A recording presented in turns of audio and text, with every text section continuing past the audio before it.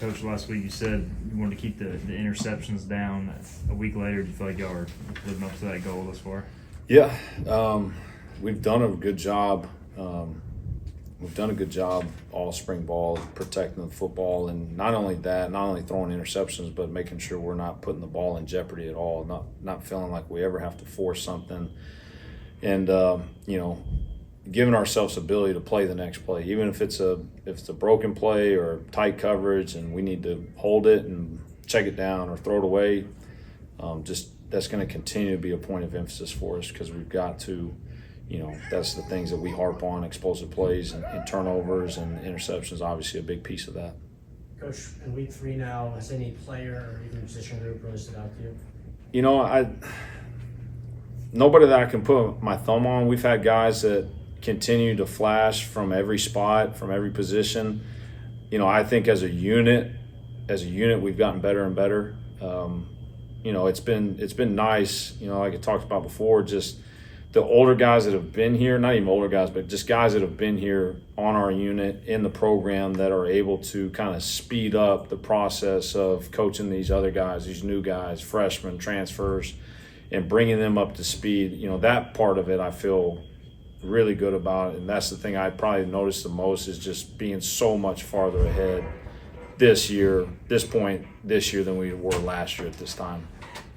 What are you seeing out of Chasten and Nicole and even John David Black at quarterback? Yeah, they're all all very talented. They're cerebral guys. They know what they're doing.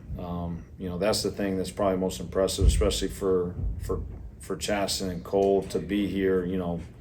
It's April. They've been on campus for about 3.5 months, and for them to go into a team setting and be able to operate and move the football is really impressive from that standpoint. And then, just try and tell, JD all the time, like, I don't care that you're a walk-on, dude. You're one of the most talented people on this field. Like, you watch him throw the football, it's as pretty as anybody that we have. And so just making sure that he understands, like, and he knows this, but, he's somebody that cares and loves the game, and he's too hard on himself at times. And so just getting all of them, they're impressive up to this point. And they've got it pretty good because they've got 2 older guys and even Raheem that, those are extensions of me. They coach those guys sometimes harder than I do. Saw Caden throwing a little bit. How is he kind of progressing towards getting back to being 100%? Yeah, it was great to see number 4 out there again, slinging around a little bit, and we'll slowly progress him in. It's April, and as important as spring ball is, it's not near as important of having him in September, and so we'll continue to sprinkle him in. He got some team stuff today. He got some skelly, and so he'll continue. He looks really good. I know he's frustrated. He gets pissed every time I tell him that he's not going in. But it's good because it's been good for him because he gets to see the game from afar. And, sometimes that's the best thing for people. And, obviously he got to do it some last year and he grew a ton. And I think even more so he's gotten to do it this spring as well, not getting all the reps.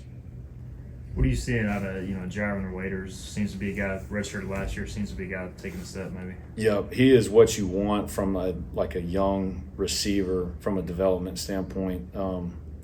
Came here last year as a true freshman, got knocked around, got thrown into a new offense that nobody else around him knew either. And so he's developed, and I couldn't be more excited about Jaron. He's taken a step. If you wanted me to pinpoint somebody like from this offseason that I thought, separated themselves as far as how they worked, how they approached, like for him to be what would be a redshirt freshman, he has the ultimate pro mindset. It's just preparing every day, working his tail off, and he's another guy. And we got a bunch of guys like this, but he's another guy that he wants it. Like, he wants to be great, and that's what excites me the most because he's really, really talented, but he has the ability to go do special things.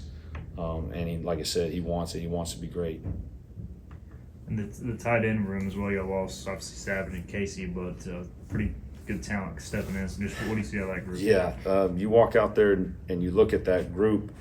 It's an impressive looking group. Those first 2, the older guys, DeCirio and JC they are ultra talented individuals. They they do things every practice that kind of wow you.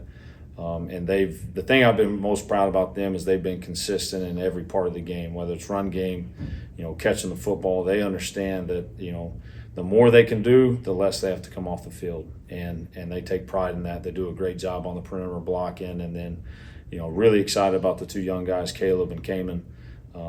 I've said this before, but obviously the quarterback position is the toughest deal to play in this offense.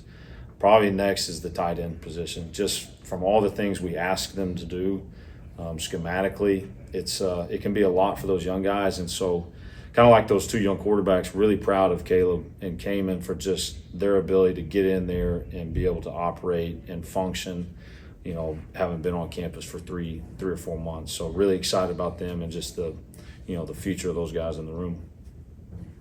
Recruiting wise, Coach, you obviously came in last year this time with a vision. Now you have something put on tape. Have you seen an uptick in recruiting interest as you head into kind of these summer months? Yep, absolutely. And that's what that's what you want. You want to, like you said, last year we were trying to sell a dream. It was like, well, this is what we did at North Texas. This is what we did at USC. This is what we did at Ole Miss. And that helps because they see it. But for them to watch Purple and Gold go do it in Dowdy, that just hits different because they're able to see us do it, and for us to go throw for over 3,000 yards, have a 1,200 yard rusher, have two receivers over 700 yards, those are things because these kids they look at numbers and they see where can I go get stats, and so that's been exciting just to see people want to be a part of that. We try and play an exciting brand of football, and guys see that. They like the up tempo, and what we tell people in our cell really is, the more we snap the ball, that's just another play that somebody gets to touch it. And so that's what we try and sell. And we for sure have seen just people, just recruits on campus. I know Blake talked about it the other day, but that's what you see is you see interest from people all over wanting to come see it.